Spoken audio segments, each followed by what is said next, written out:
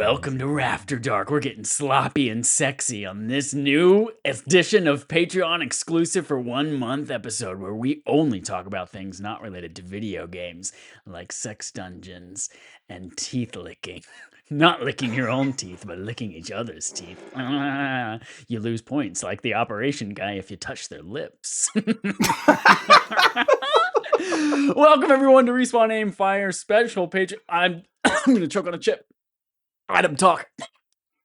This is After Dark, where we talk about anything that's not gaming related. This is exclusive for 1 month over on patreon.com/respawnaimfire. For just $1 a month, you can get this and other benefits that are just as insane. Hello, Brian Bridges, our first guest of the night. How are you doing? This is my first time ever being here after dark, and I'm scared. You don't know what you're about to get yourself into, little boy. Little in terms of stature, not in terms of age. Girls Gone Wild. You know what I was just thinking that like there's people under the age of 20, we'll say 4, are just not going to understand the experience. They're not going to have a shared experience of watching Cartoon Network late at night and then waking up at 4 a.m. to go pee, and Girls Gone Wild is just playing at 100 volume on your TV, and you're just like, holy shit, I hope mom and dad don't hear this playing right now. They're just not going to understand what that's like.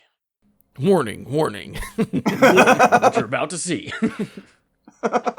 Yeah, what a crazy experience. So yeah, thanks everyone for joining us. If you're listening to this in the month of October, well, first of all, thank you so much for being a patron. Second of all, we're so sorry it's so late. We're going to blame it on Santa. It's Santa's fault. Santa hadn't figured his shit out yet, so blame him. Also, it's Canadian Thanksgiving as we are recording this right now.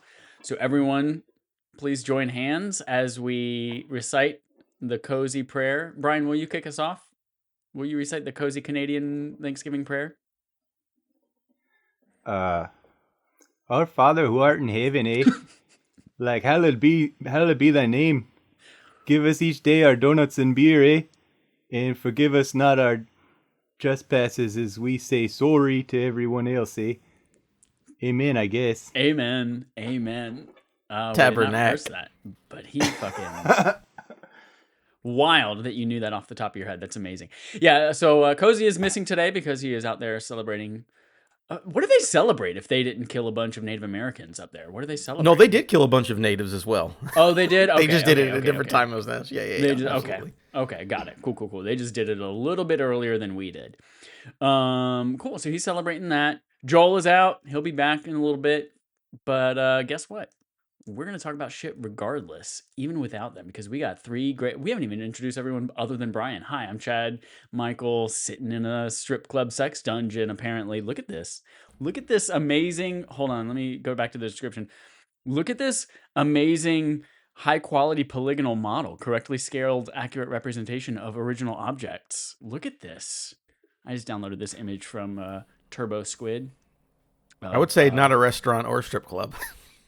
I'm looking at the license. This guy, free file format conversions of... Okay, you do have to pay $100 if you want the actual strip club itself, but it doesn't say I have to say his name.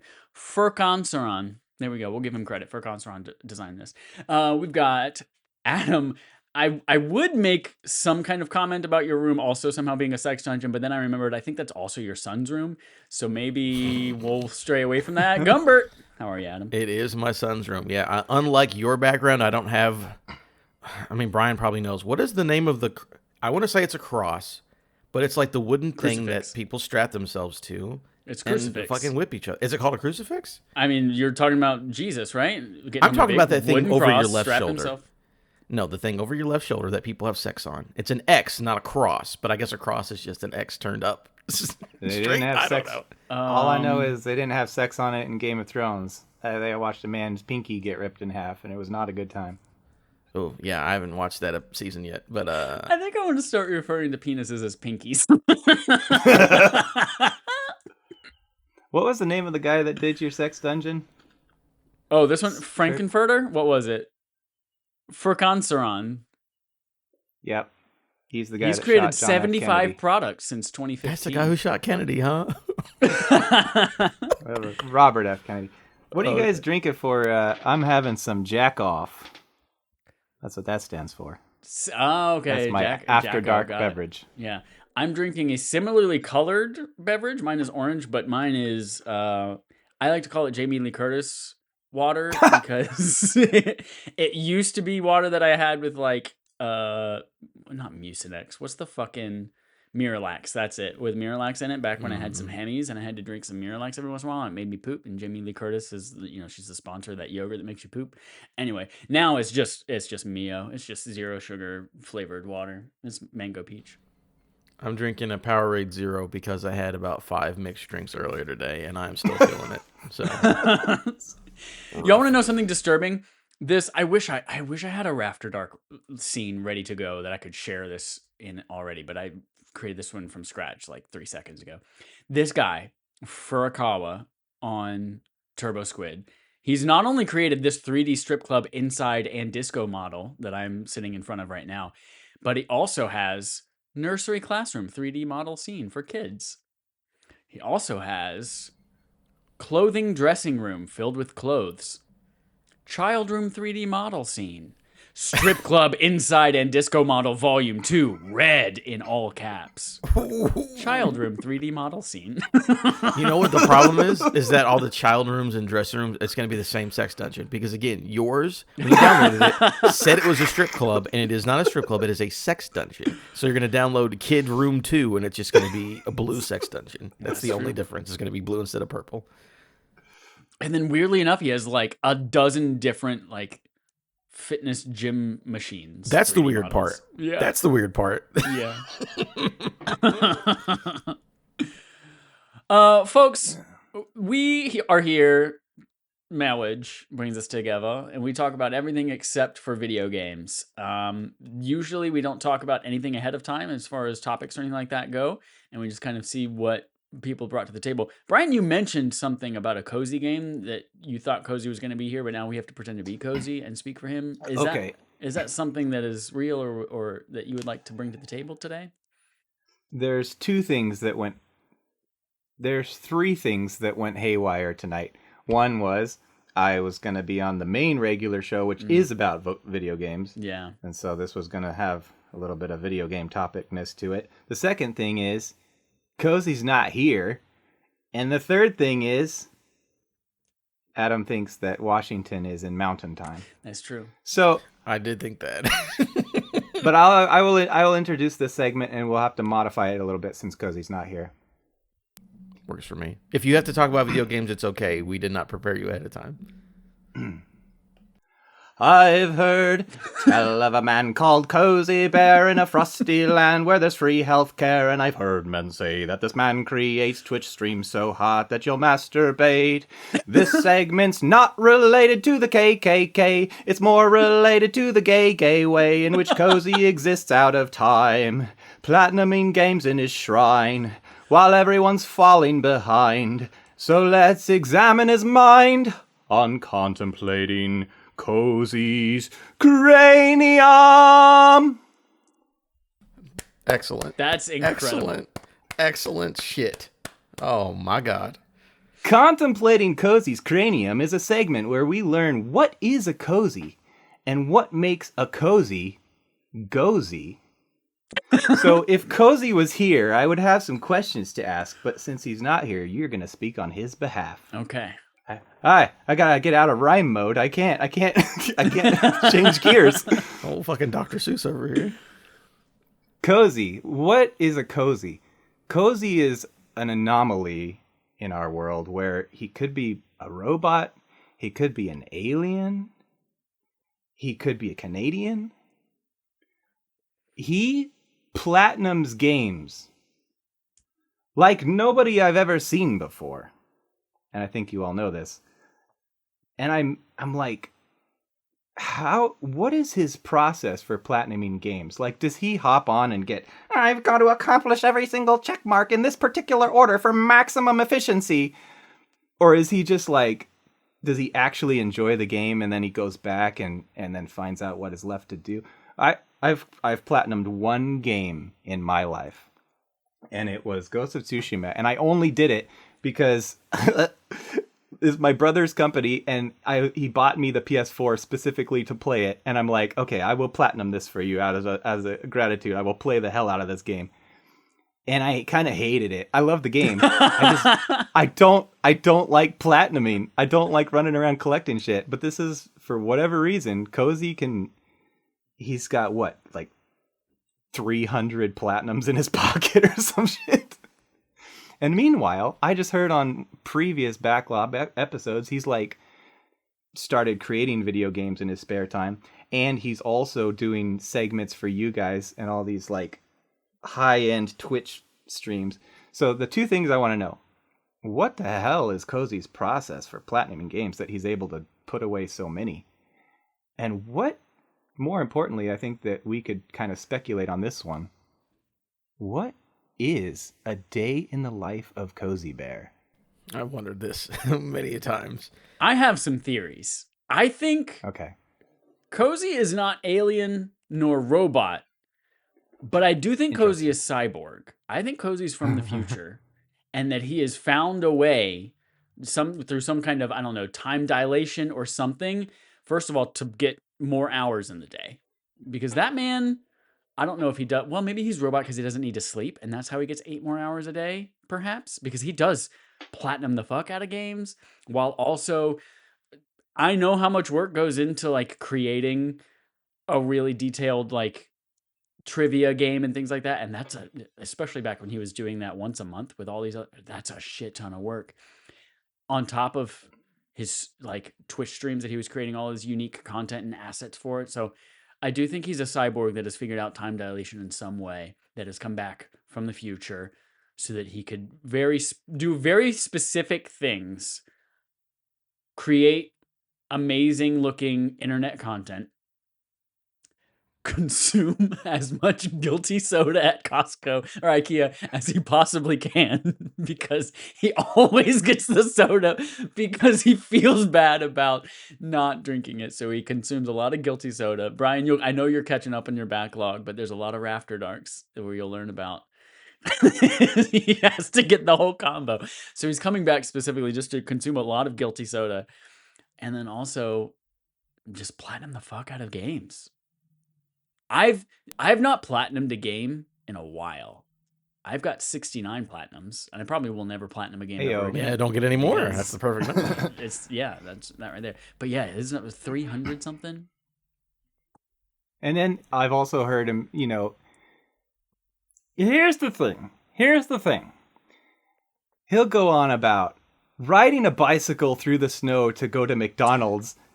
Right, how does he cross-country skis and cross-country bikes? It's a long time to cross the country of Canada. And then he comes home and he's like analyzing his French fry experience from McDonald's and talking about how he just made it to the stream. And I'm like, you don't have a car? Like, do you not drive? No, they do. That's okay. Remember, they have the illegal lesbian wagon. Oh yeah, that's right. Well, that's his parents' car. I didn't know that he was like his Subaru Outback from 2007. They also have another car that's not the Subaru Outback, but I never remember that one because it's not as funny to remember. Okay, well, let's theorize. A Kozi Bear, we've established that he doesn't sleep, but I like to, just for the sake of this day in the life, I do want to envision him getting out of his race car bed, and what is he wearing for his, like, he's got his trapdoor pajamas on because he's Canadian.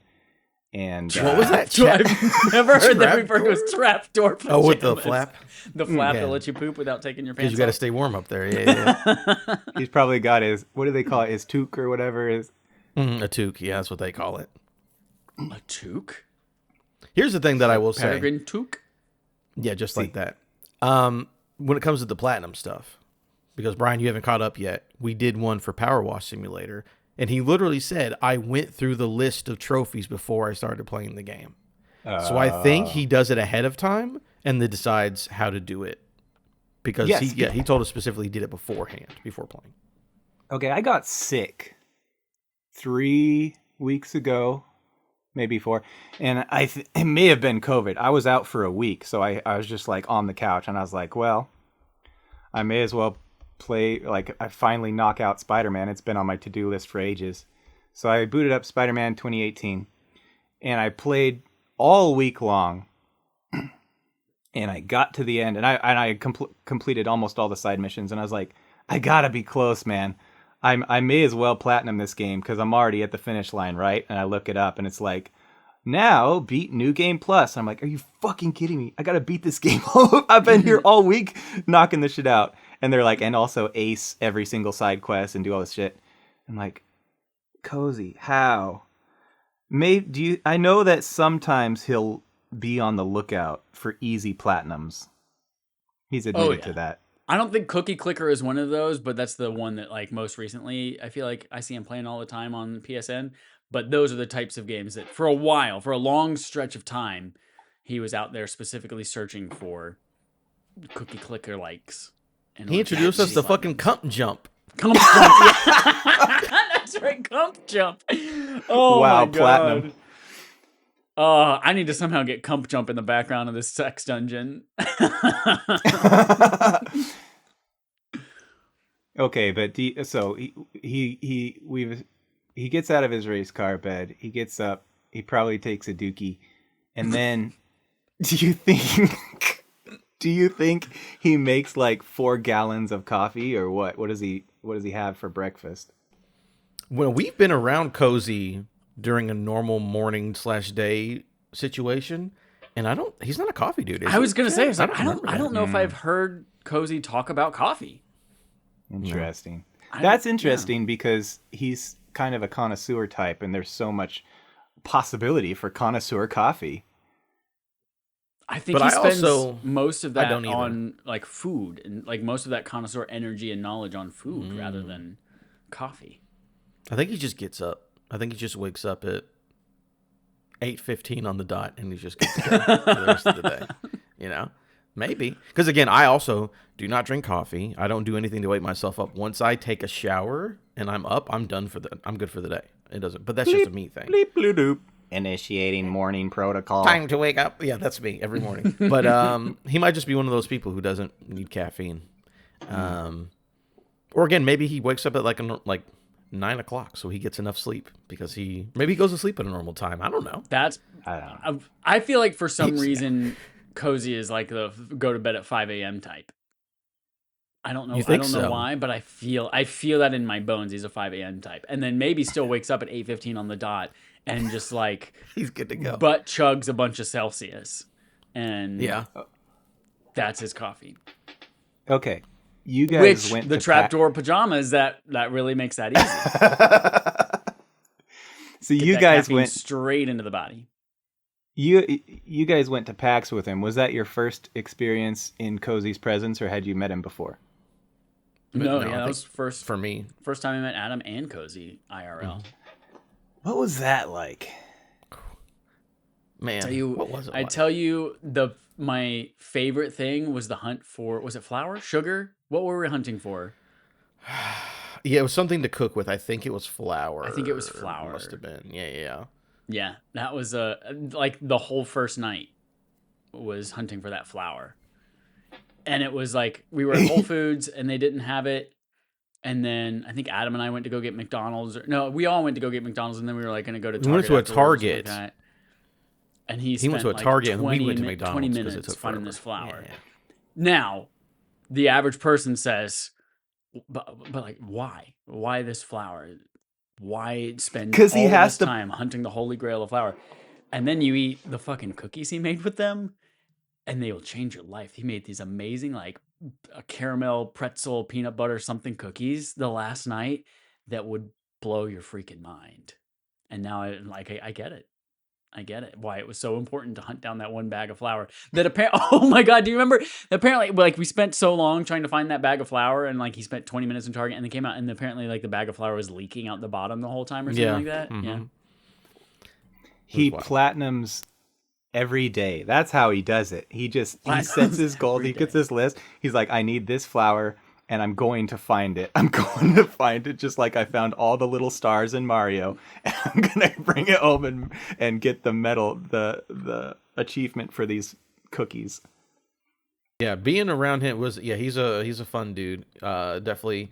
So it was fun to like give him a hard time because my profile picture that I use now was a picture of me and Kozi together at PAX, but I cropped him out of it.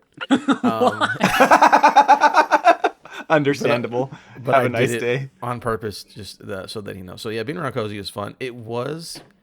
I don't want to give away too much in case he doesn't want everything to be get out. But he did bring us a treat corner of stuff to try out from Canada. That was cool. It was too much, but it was very cool. God, we all gained like 400 pounds that week. But also we got to see Kozi inebriated, and that was probably the best thing I've ever seen in my life. He brought us. He brought us both Cump Jump, the game, and Cum Piggy. Cum Piggy is a random joke that we've said once in a while to ourselves that no one else will get it. But like, basically, we were playing Jackbox games, and again, Kozi was maybe inebriated or maybe on some sort of substance. And everyone. I'm fucking. If you go back and watch the fucking rafferty that we did when we were in PAX together, I was high as a fucking kite, my dude. I was done. But because he was, maybe feeling something one time. And he just said, I think we're playing, what's the one where you draw shit? Whatever. Yeah, we were making t-shirts, I think. The t-shirt one. Yeah. And he just wrote "Cum Piggy" on it. And, I don't know. It was the funniest thing I've ever seen in my life. It was so fucking funny. It was perfect. It was perfect. Oh my God. To see this person who Adam and I are I don't know how much older we are, 5 or 6 years older than him, right? So I feel like this almost like parental or maybe older brother energy to see this younger individual who's like, I need the perfect flour to make these amazing cookies, and I brought everyone all this candy from Canada, to just degenerate into this piggy spouting human. It's like when you're a parent and your kid says something really terrible to another kid for the first time. You're like, I didn't know you were capable of that. And it just like, it was incredible. It was eye-opening. It was a fun trip. So Chad likes to hang out with everyone and that was there except for Chad. You've already hung out with all those people in real life. But for me and Kozi, it was our first time being around any of those people. So that is fun to just see everyone hang out and come together and do that whole Airbnb thing, which was in Cambridge, which was very far away from the convention center. But that was because they fucked us at the last second. But anyways, it was fun to be around all of those people. Just like, I don't know, man. Just like Brian, if I was going to eventually, I thought I was going to come to the Mountain West, and not all the way to the West Coast. I told Brian this before. I was like, I'm going to come hang out with Brian. I said it in the secret Discord the other day. I was going to hang out with you, but I wasn't because you did something. I don't fucking remember. I'm 5 drinks in. I'm always doing something. But yeah, just like meeting these people in real life is fun. Meeting Chad and meeting Kozi and all those people. But it's like, you have a Kozi thing. I'm going to let you keep going. But Chad or Brian, remind me at some point to talk about the toilet graveyard. That's all I'm saying. Toilet graveyard. Oh, okay. Okay. There's so much Brian lore we could get into. Okay, well, my last question is, and this is just an obligatory question that all the girls always ask when some other person they know is been around a celebrity. I have to ask, what did Kozi smell like? Ooh, what did Kozi smell like? We were always wearing big, heavy jackets because it was the middle of, was it March in Boston? Yeah, it was very cold. Yeah.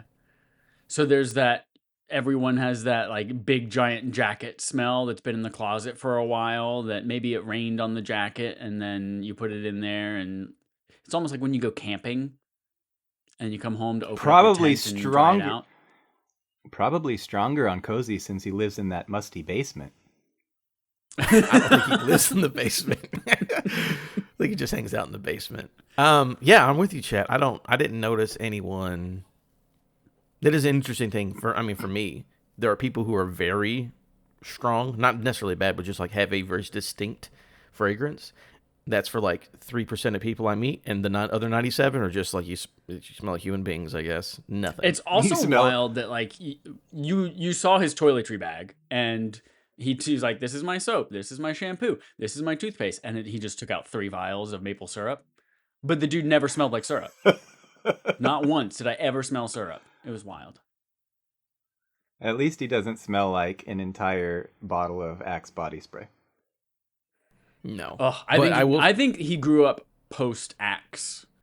Good for him. Yeah, he's not of the Axe generation. Yeah, when I was in middle school, that shit was hot. So Yeah. I definitely grew up during that time. It was Yep. great. I remember Axe first releasing when I was like graduating or something like that. So maybe slightly after. So yeah, Remember all those commercials? I want your bod. No, that was Bod body spray. Well, it was all the Axe ones were like, I don't know, you spray it on yourself and like a bunch of ladies start attacking you, right? Yeah. There's like a kid like run away from a bunch of girls because he sprayed himself with Axe or some shit like that. Not even the best body spray commercials, but anyways, that's fine.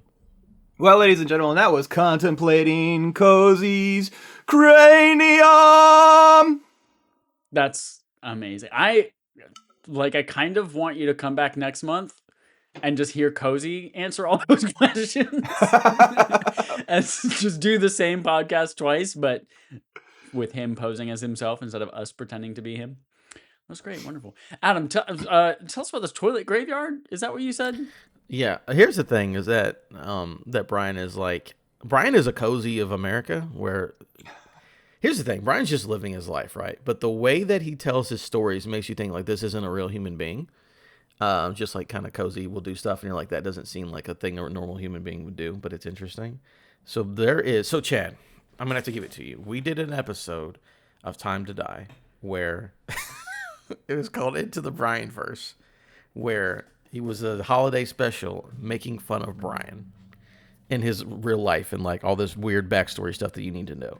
He did what would you call that podcast where you were like, oh, here's the things you need to know about Brian lore, I guess it was, or something like that? Yeah, it was like a preface so that outsiders could understand all the inside jokes we were about to make. I was catching them up on my life and my lore. Brian!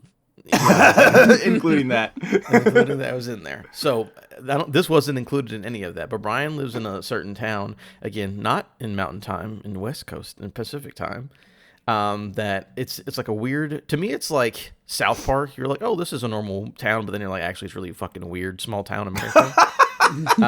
And Brian lives there because, again, explain it, it's a pawn shop, it's a fucking, I don't know what it is, but there is a place in Brian's town that has a toilet graveyard. You have to explain it though, Brian. You can't stop there. Okay.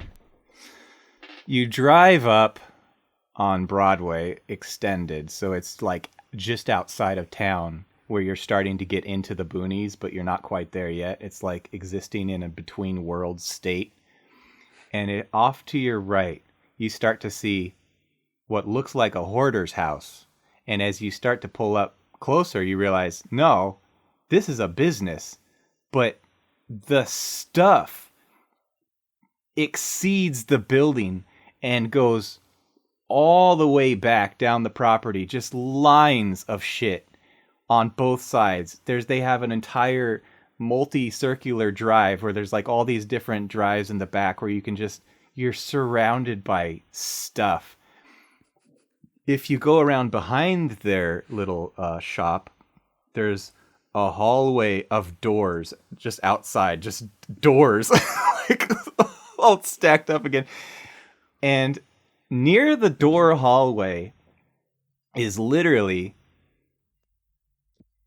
a house worth of toilets just out in the weather, just sitting there on the property. It's just toilets. Some of them are toppled over. They look like when you watch Frankenstein and it's all stylized where some of the grays are wonky and some of them are upright and some of them have fallen over. That's what these toilets are. It looks like a graveyard. How many dookies are in these toilets? I did not get close enough to find out. So that's just the outside of the property. You go inside. Now I will clarify that they've sort of fixed it up since then. But back in the day, you would go in and it's the same situation. Stuff on all sides and hanging from the ceiling and in the rafters. And you go to the very back and the shelving is starting to lean in towards you on both sides because it's all like coming down and shit. And I went into one, like, there's mostly cement flooring, but there's one room where it's wood flooring for whatever reason, and these floorboards creak like a haunted house. And I went in there, and the shelves, again, they were kind of like tilted inwards, and I peered through all the junk, and I realized I could see the back wall behind these shelves. Like, I thought maybe I couldn't, it's like it wasn't attached to the wall. It's like it was starting to pull loose from the wall and could collapse at any moment. So some of the novelties we found in there was a bottle of Maalox, some home canned peaches? Question mark. No. In recent years when we were doing our chat podcast, I found a bottle of liquid that was like dark brown and like corked by somebody and no label, but it was for sale. You could buy it. I didn't taste it, but the reason Somebody's dip spit. Just, ugh. the reason I have fond memories of this place, other than just its novelty, is because they used to sell like, and to this day they still sell like all these video games, even back to the Nintendo era, and it's like, here, 25 cents. You can buy this Zelda game on NES or whatever. It's wild. It's a I don't even know what to compare it to. It's a place I've never seen before. And it's called Bargain Town, but in our home household with our own house rules, we've always referred to it as Charlie's Junk Store. I hope a man named Charlie actually runs that. So that's just like a thing that, like, yeah, Chad, that would not exist in fucking Santa Clara, fucking California. Nope. But you go to these random ass towns. Like, I swear, where I grew up, which is sort of famous, that's where Woodford Reserve comes from. It's for sales, Kentucky, Woodford County. There was literally a mom and pop 5 and dime store, and like they call it, I don't remember the name of it, but it was literally like, oh, these old people own this store, and it's a 5 and dime. Again, what does that mean? Nothing. It means it's an old store owned by old people that they sell garbage for fucking nothing. But yeah, I remember I went there one time, and it's like, this smells like a nursing home that is not kept up well. It smelled like old people in there. So I was like, oh, I'm never going to mom and pop's 5 and dime because this place is nasty. But again, that's a place that does not exist in Lexington. That's a place that only exists in fucking for sale. So yeah, one of those weird things. So Adam, there's this quality about when I grew up, there were a lot of these stores that didn't really exist anymore nowadays, but there are a lot of these stores that sell like little precious moments figurines and like all that weird knick-knacky shit. But you're right. You walk in and it's like, it's this old weird carpet and like this smell.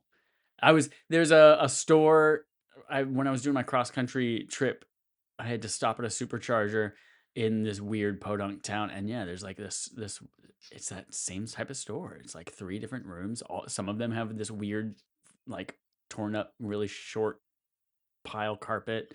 Some of them have weird wood floor, but they all sell that weird fucking old that little rack of license plates with names on them, but they only have like 6 names, and they're all the like ones that nobody bought back in 1984. It's like Brendan, not Brandon. Brendan. It's Right. Like, all right, cool, awesome. We're gonna say probably smells like Kozi's basement. Okay. What are you gonna say? Adam, private chat. I'm going to cover my mic so the audience can't hear me. Okay. Yeah, for sure. You guys, I can't tell my Greg Miller story, right? Because you guys are hoping to have an orgy with him someday? No, I think the reason I brought up the podcast with your lore is because the Greg Miller story is fucking insane, and I want Chad to hear it one day. So if you want to, go for it. Hey, I'm also making sure that the audience can't hear this. Is there an invite to this orgy that we're supposed to be having? Is that, well, that's what I'm worried about. I don't want to like get you guys. I don't want you guys to have bad publicity out there when Greg Miller inevitably hears about this podcast. You know what I'm saying? No, here's the thing. If I ever met Greg Miller in real life, this is not a story you would tell him because it doesn't seem like a good use of his time. But if I was actually like friendly with him, like, hey, I've got this crazy story about this guy and you, so you want to hear it? By the way, it's in Chad's sex dungeon is where it's taking place. But you can tell the story. Love it. Yeah, yes, please. I would love to hear more. Okay. Hey, it's been silent for the listeners for probably the last like 90 seconds. We should probably say something to let them know the podcast didn't break. Why? Why is it silent? Oh yeah, because of the thing. Yeah, we've been like, sorry. talking in this private chat. Oh, welcome back. That was our little commercial break. Now we're going to get into the life of Brian. Not that life of Brian, a more different life of Brian for the modern age. Okay, picture this. The early days of the internet. Yeah, mid to early. Brian Bridges was 14 years old when he first discovered furries. Now, just a minute, before you say anything, furries hadn't been invented yet. That's not what they were called. As far as innocent, homeschooled, Christian, sheltered Brian was concerned, we were just pretending to be animals in our stories. And the stories were fan stories that took place in the world of Jazz Jackrabbit 2. A strange video game from Canada, I believe. Jazz Jackrabbit 2 had these online forums, which for the kids out there is basically like Discord, but on the web. And I was stuck at my parents' business because they dragged me to work every day when they deemed that we needed to be monitored so we would do our homeschool work, which, by the way, I didn't. And so I would sit on the computer in this forum, and these were my friends. This was my social life for a long time, was these randos on the internet pretending to be rabbits.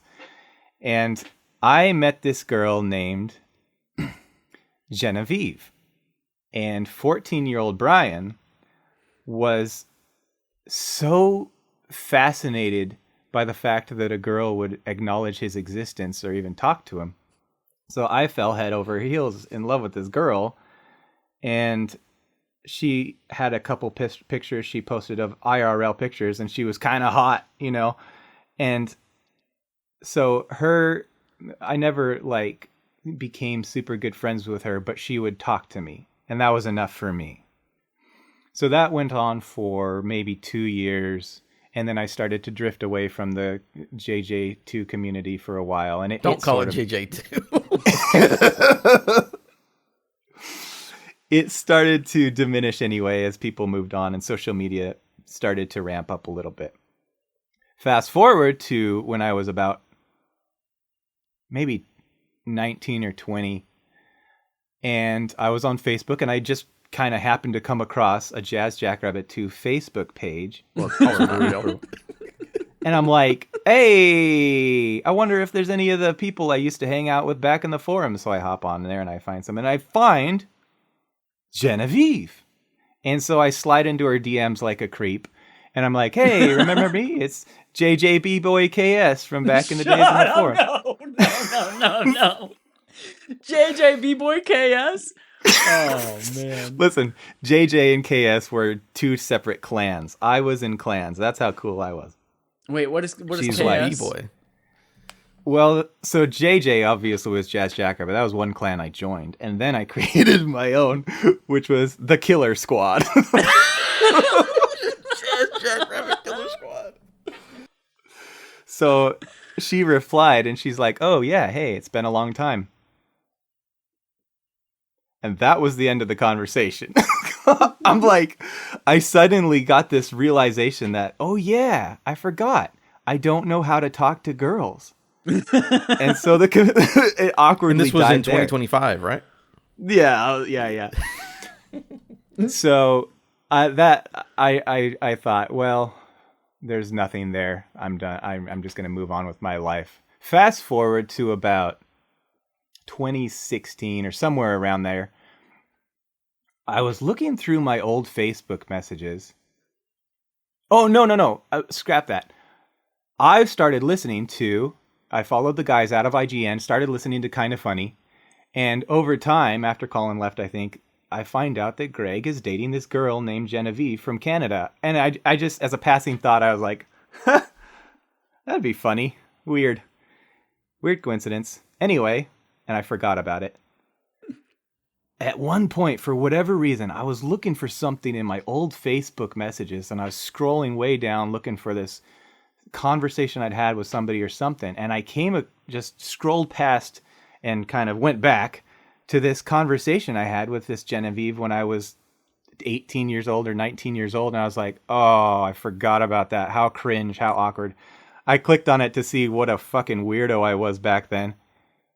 And I started looking closer. I was like, wait, what the fuck? And her profile picture, she's standing there, clutched in the arms of Greg Miller in like a wedding dress or whatever. And I was like, are you fucking kidding me? Fucking Greg Miller stole my girlfriend from when I was 14? I couldn't believe my eyes. That son of a bitch. It's so funny and random. Like, that is the craziest shit to me. It's like, oh, Brian thought that he was in love with Greg Miller's girlfriend before. And then Brian liked Greg Miller, and then Greg Miller married the girl that Brian, like, probably the first crush Brian ever had. Like, what are the chances, right? There was no getting her back after that. Oh, yeah. You definitely had a chance before then. It's been a long time. I mean, so anyway, divorce I will is never a thing forgive that can him. happen. Yeah, we've thought about ways that I can kill him, but I don't think it's going to happen. I think divorce doesn't have to have one of them end in death. I think one of them can just separate. But vengeance does. It's also, I love the fact that it's like 20 years later, this adult man stole my girlfriend that, I had one conversation with, and then we never spoke again. It's very funny. But it is the funny. most she ever did was acknowledge me. Like, she never actually liked me that much. No, not at all. She's like, all right, JJ boy, KS or whatever. Fucking. I bet you go back and look at those initial like forum conversations, and like all she ever said was like, please stop talking to me. Like, she's like, she's responding. She's acknowledging my existence. What is this tingling I feel? It's just so funny. But that would be like if, the first, like, a girl I liked in, like, first grade or something ended up marrying Peyton Manning, and I was a Colts fan. Like, wait, what? what was that? Who married Peyton Manning? The girl that I knew in first grade? That's a similar idea. So you know what we could do? I've been to their studios probably, I don't know, half a dozen times for random things. Jarek has been there, and I've helped like go pick her up occasionally. I've been there myself for a couple things. I could start like the next time I go, just like leave little things and just be like, "This is B-boy KS," and just, like things that like are innocuous but maybe could be interpreted as threatening. Well, and just start leaving this trail to build this story of you coming back to. Here's me making things maximum awkward. I did reach out to her after I found that, and we were doing our chat pod, and I was like, hey, I just realized who you are and who you're married to. Like, would you ever want to be on our podcast to catch up? No response. So then I hit her up on Twitter, and I saw like she left me on red, and I'm like, all right, I'm not gonna touch it. I'm just gonna move on with my life. I mean, so again, obviously that sucks because you're the person who did it. I would say if someone did that to me, I would also not answer that person. If someone's like, "Hey, I knew you when I was a kid. You want to be on my podcast to talk about how we used to know each other?" I'm like, "Oof, I don't know about all that." But that's funny though. Again, we got to make. Again, if I knew Greg Miller, we were friends. This would be funny to bring up, but it's also a weird conversation to bring up. So I'm like, I don't think I would ever actually tell him. Be like, by the way, here's a weird story. This creepy fucking By the guy way, Chad, that's just like one story that happened with Brian, right? Like, can we talk about the Stalker thing? Okay, yeah, I'll tell you. Oh yes, I forgot about tell me all about Stalkers.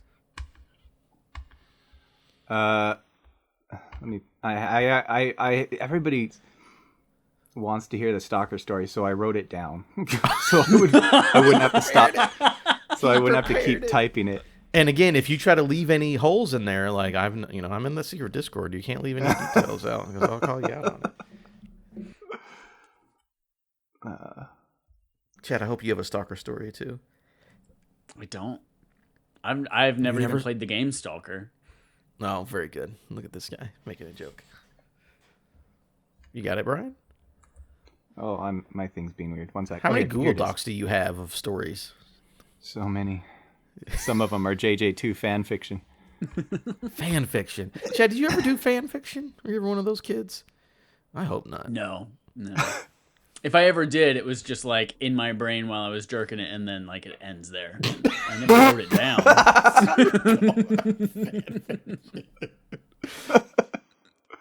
Okay, here we go. I'm just going to read it the way it was written, even though it doesn't technically, the timeline's a little wonky now that it's time passed. But anyway, it says, just over a week ago, I did an install for a man at an apartment. He was about my age. The account was under his name, and he was living there with this lady, her son, and her dog.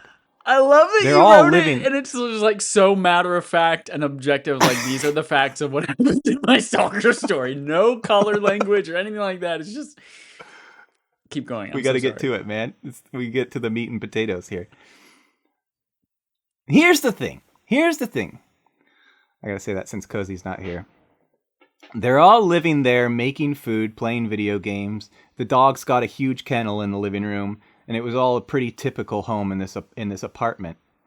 And the girl and I chatted about her dogs and about dogs in general, and we had a decent, cordial conversation while I set up their router. Then, not but an hour after I left, she friended me on Facebook. And it was weird because I'd never actually told her my name, which means she would have had to find some way through our internet service provider webpage on Facebook and find me that way or something. I don't know. There was some amount of effort that went into her locating and friending me on Facebook. So I was kind of weirded out, probably like Greg's wife was with me, and I ignored the request. But I ignored it, like I neither accepted it nor denied it. I just left it in the queue. But I did check her Facebook to confirm it was the same lady, and I was confused. I was confused because, yes, it was the same lady with apparently 2 sons, actually, and all the photos were in this apartment. But then I'm like, so who was the man with her, and why is the internet account under his name when she's listing herself as single? I'm like, was he her brother or? But then if he was her brother, a relative, why did I only see 1 adult bed in the apartment and then 1 kid's room? Like, is he just chilling on the couch? What's going on there? So anyway, she had all these types of posts on her timeline. Here's an example. Now, this is important to find out. This woman randomly finds Brian. Again, never told her her name, never did anything, right? So basically, like, yo, you tracked me down, you stalked me. Everything Brian is about to tell you is him reverse stalking the stalker. Because now Brian is going to her Facebook page every day to see what she is posting and talking about. I've stated that my stalking is defensive stalking. Hers is predatory stalking. This is just an example of several posts on her Facebook page. I can still hear you, but I have to pee. I'll be right back. Okay. I just want to find a man who says, I want you to come with me. Let's do this, or I've made plans for us, so be ready at this time. A man who will actually hear me and not ignore me or replies with, what did you say? I want a man who doesn't say, I don't know about everything you ask him, and shuts me down. Someone that puts in effort to show that I matter. Someone who makes me feel seen and heard and loved. Someone who wants to come home and comfort and love me and sees me as their relief and equal instead of a burden and an annoyance. Is that too much to ask for? Am I just expecting too much? Now, is that her typing on a post, or is that her just reposting a long-ass block of text? That particular one, she typed herself. Oh, wow. She typed all that. Yeah. That's fucking insane. All right. Okay. But there are a lot of typical Facebook quotes that she just retweeted, re-Facebooked. So I'm just thinking, whatever, she's just very forward, and I'm just moving on. But I'm going to monitor her to make sure she's not crazy. But I let it go. To stalk her. Yeah. 1 week later, like exactly 1 week to the day, maybe it was the next day, but it was like 8 days later, I got another Facebook friend request from her. But I'd never denied the original request. So that means she retracted and then re-requested her request. She's like, hey, did you not see this? Like, Yeah, I'm about And to say, so how does that happen? So she would have to get rid of it and then send another one. Yeah. Oh, she would have to, because I just had it sitting in the queue. So I opened her Facebook page again to be like, what is with this girl? And she had posted this. Again, she typed this. Why is it that the guy I really want to notice me doesn't? LOL. Ugh. 3 hours later, after she posted that, she found and followed me on Instagram. So now I'm like, okay, this is getting a little obsessive. So that's when I really started stalking her back, like just to keep tabs on her and make sure she wasn't going to show up inside my house someday. So the next day, she posted this on her Facebook page. And this is a picture she just shared. But she said, I think I should. I'm nervous. And the picture says, life is short. Tell your crush how you feel and get rejected early. So I'm thinking, or you could just take the fucking hint. But I wait around and never heard from her. Like, she never actually confessed to me, to my relief.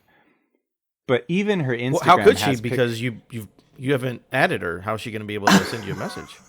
Tim was like, check your unread messages. Make sure that you haven't missed something from like people who aren't friends with you. And I did, and there was nothing. Yeah. But okay, interesting. Again, once he tells this whole story, I have a thought about what he should be doing, Chad. But it's just me. Anyways, continue. Well, even her Instagram had pictures and complaints about how she's going to be single for life.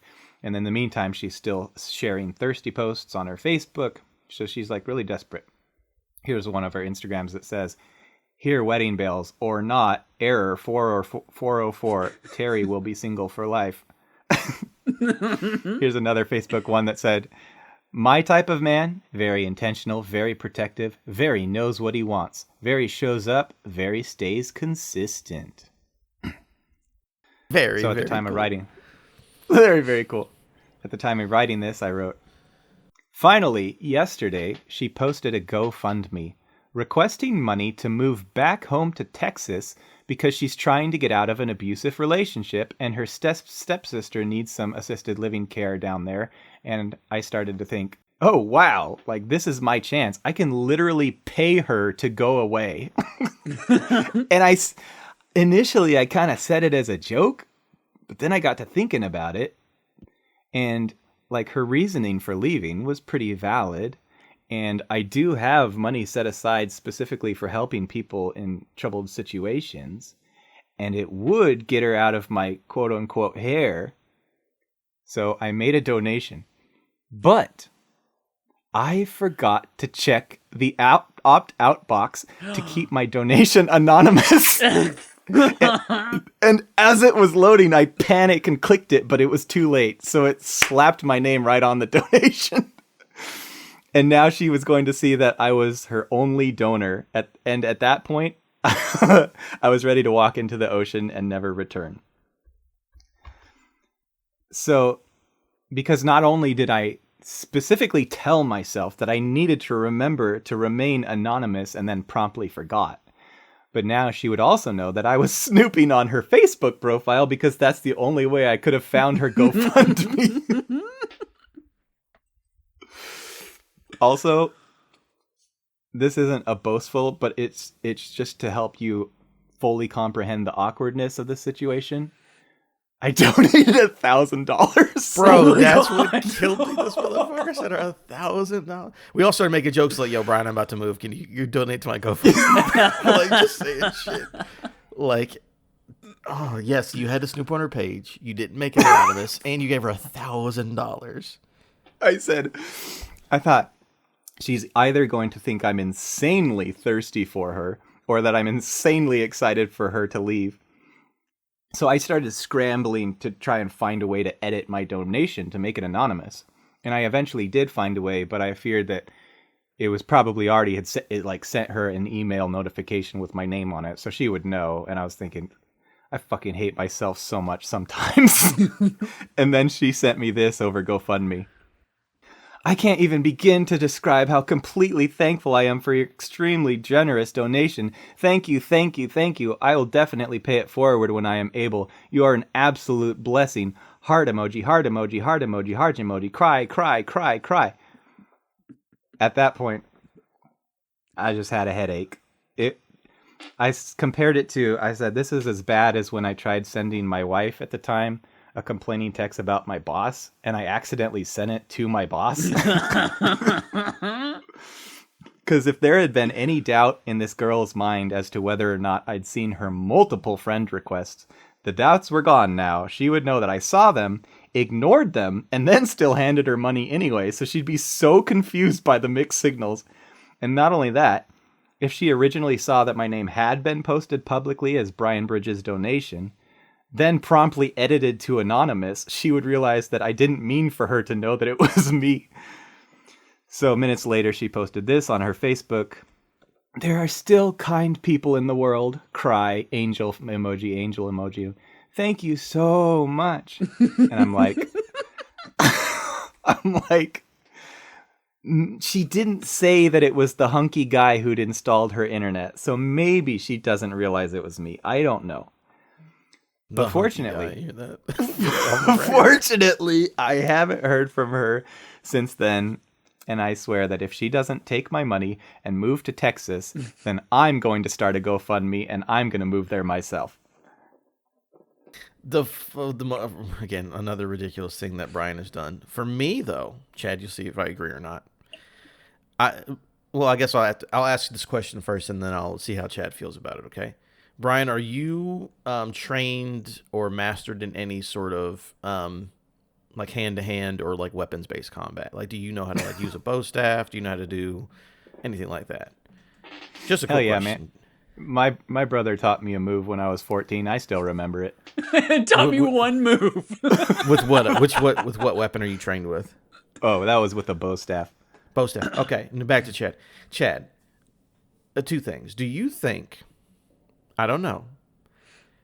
I think Brian should just accept her friend request. I think you should at least hang out with her once, clap her cheeks, and see if it's worth it. Because she might be a great girl. You've already given her $1,000. What's the problem, right? And then if I clap her cheeks, I might get the clap. No, you can. They got things to fix that.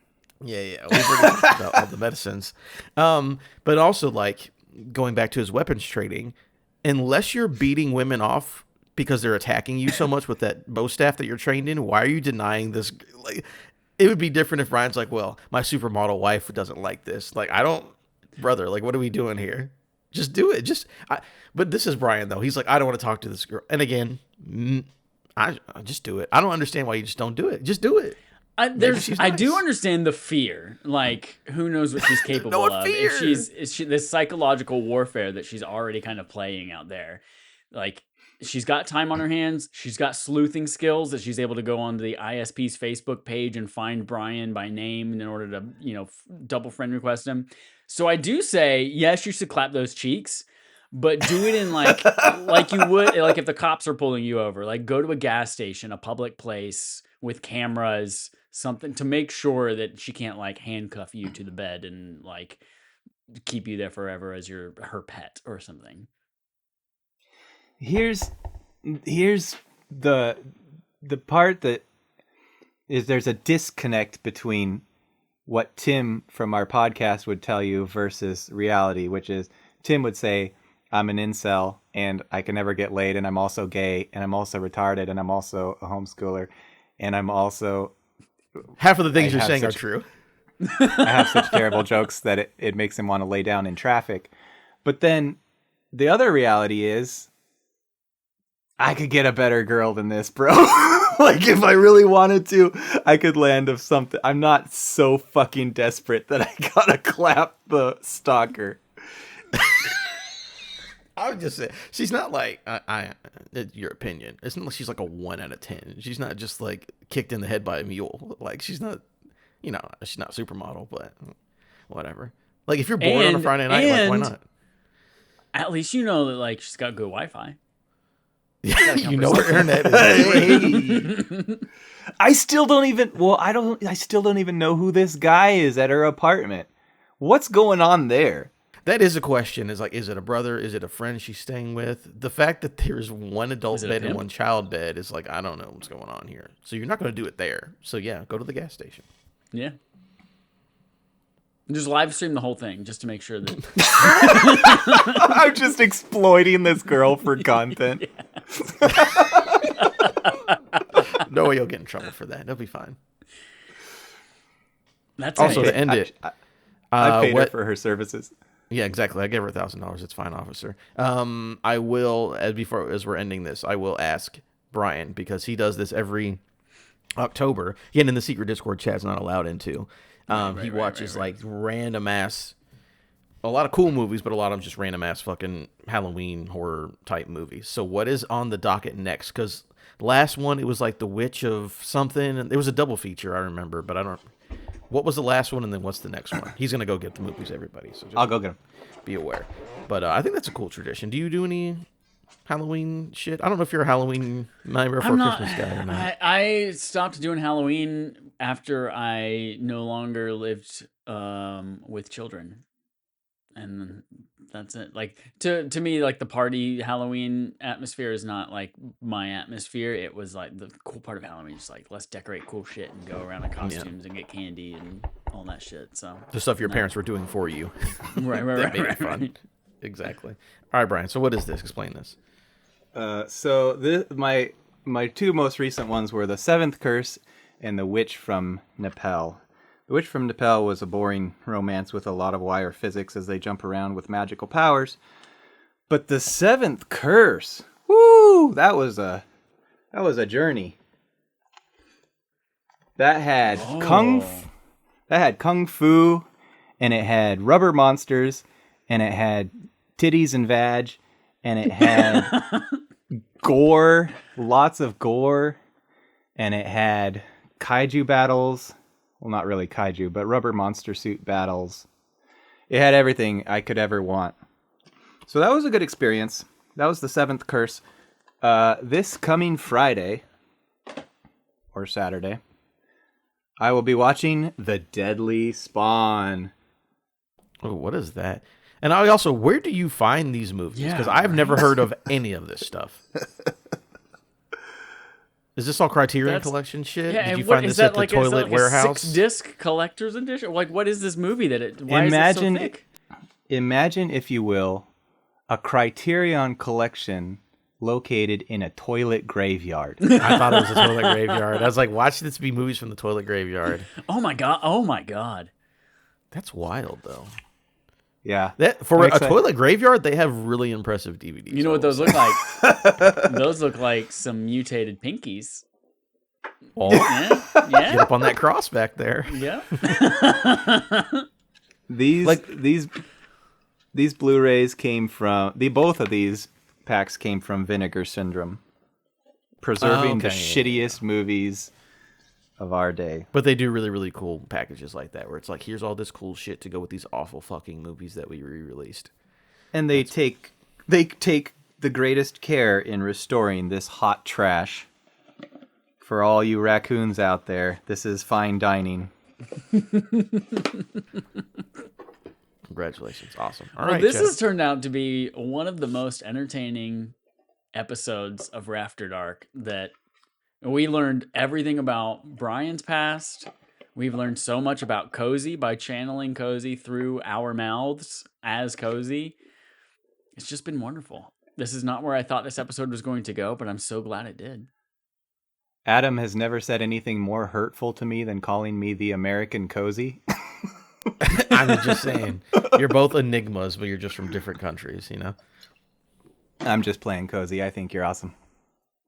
I would You're not love. going to hear it. You this. don't have to say that. I would love for one day for both of you to meet. Maybe at like a PAX West, over there. That's what I'm saying. I in need Washington. Brian to either come out. We need to do something where you need to meet these people, because I'm telling you, I also want to meet Brian. I'm not going to go to his weird town, but I would love to go somewhere close, or you travel to somewhere that's normal to hang out. Hey, before we sign off, Chad, do you want to see my abomination that I've grown on my head? Oh god, like 30% of me is saying you shouldn't say yes. but 70% of me says if you say no, you're gonna regret it for the rest of your life. It's nasty, So, dude. Yeah. Show me whatever you've been growing on your head. Yeah, I guess. Now this is my Is this something that we're gonna have to like censor for Yeah. YouTube? Okay. yeah. So this is my contingency plan, my emergency like hit the red button and destruct the entire facility type plan if this stalker turns into a legitimate problem. I think that I can finally, truly, officially get rid of her by revealing this. Oh no! Oh no! Make that the image. That needs to be the No. image for the. That needs to be the image. That's awful. No, Brian. That's so gross. Audio people, you're just gonna have to look at the cover art or something because that is. I can't explain it. Oh god. I was calling it a rat tail, but then Shay's No. boyfriend said, no, it's like a weird curtain of hair on the back of his head. Why? What? What's it? What's it do? It's What is its mission? It's listen, I gotta buy a house someday, and I need money, and I do IT work and cable running in people's jobs, and nobody trusts an IT guy more than one with skeevy hair. Like, that guy knows what he's doing. They're gonna pay me the big bucks. I can quote them anything, and they're gonna be like, "I trust you because that haircut is the fucking worst."